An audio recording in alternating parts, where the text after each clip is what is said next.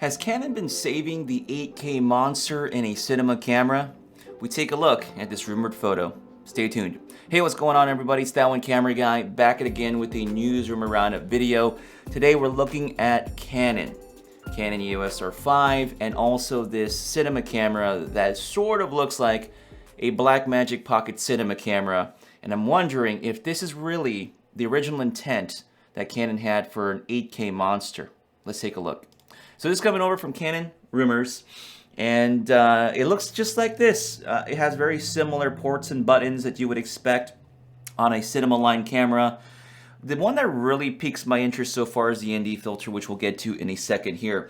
But the form factor tends to remind me of the Blackmagic Pocket cinema camera and the way it's designed and the way it looks. So if we jump back and forth between the two, we're looking at this camera. It obviously has a vent, so there's active cooling on here.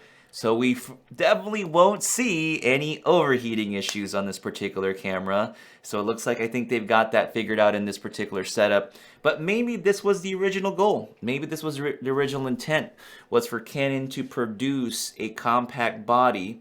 Now, it doesn't look compact, but something similar to a Blackmagic series type camera, with all the dials, buttons, and everything like that, but the ability for it to record in a variety of different video flavors. The question I have in mind here, and I'm wondering from your thoughts as well, would this camera have 8K recording, 8K RAW?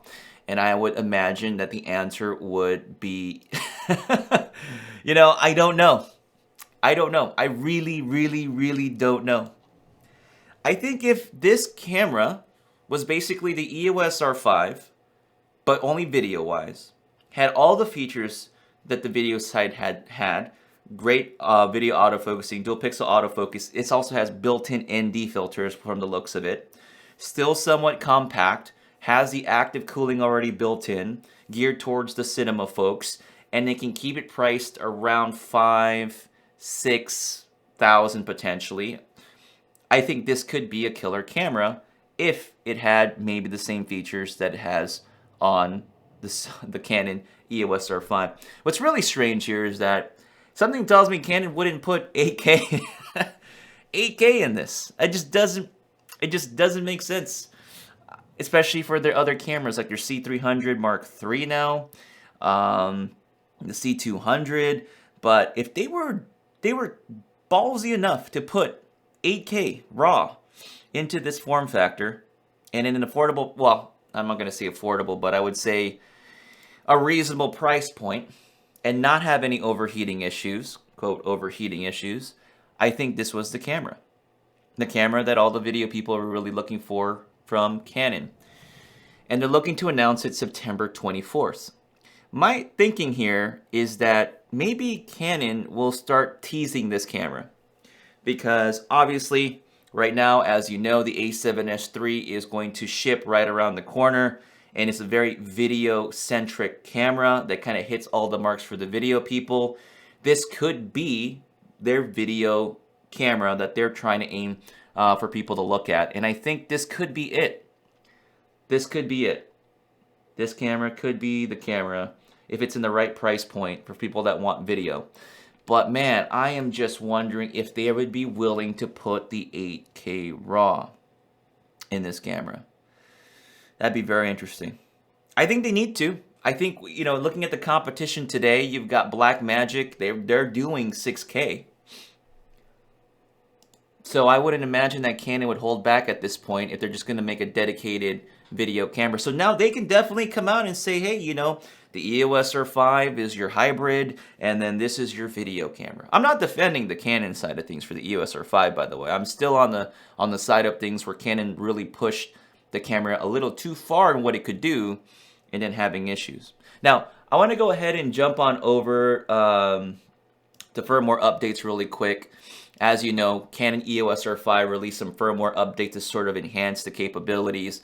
Now, interesting enough, Canon really didn't mention that it was going to improve the overheating ability, but it seems to be adding, a few minutes here or there in terms of video and cooldown time. So Canon has really been focusing on cooldown times and the ability for it to record a little bit longer than what's being shown on the actual screen. I think that's very positive. You know, I'm very critical of Canon in this particular arena because you want them to do well. You want them to squeeze as much as you can out of the camera, and you're worried that they're holding things back because of the cripple hammer. But it's going in the right direction, and I hope the pressure and people bringing it up is the reason why they're trying to address the overheating situation. Something interesting as far as developments go, because originally, as it was being tested by like Andrew Reid and other folks that were out there, especially with the battery trick, that Canon was using a timer in the camera to determine when to activate the overheating and shut it down.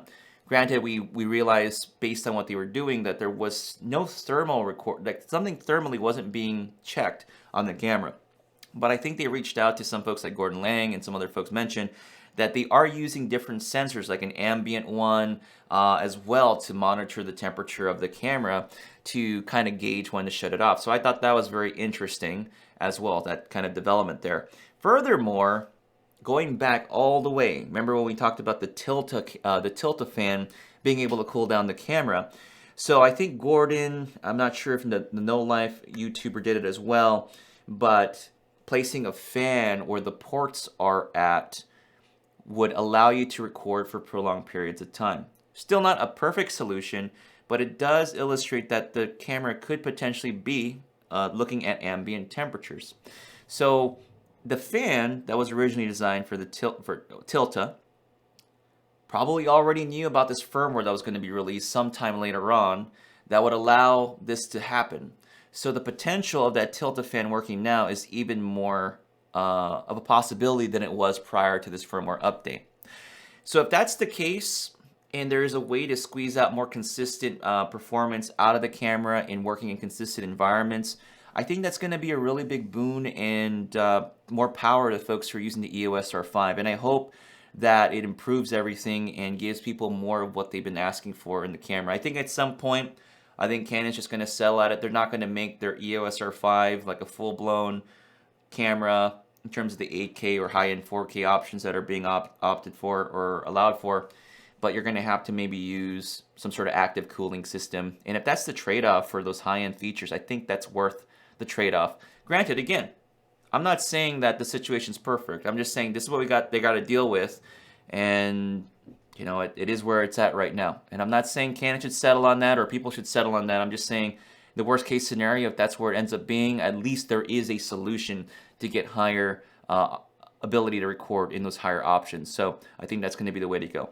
But back on over to the camera really briefly before we wrap up here today. I think this could be it. I think this is probably their answer to the A7S III.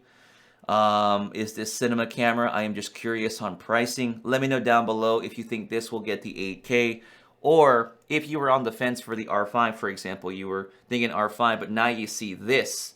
Could this be it? Like, is this the camera you're thinking about in terms of, I want this as my video camera if it kind of hits all these points that I'm looking for, but just missing maybe the high-end photo features of the camera. So that's going to do it for me in this newsroom roundup, folks. Let me know your thoughts down below. Don't forget to like, subscribe, and check out my other content, and I'll catch you in the next video.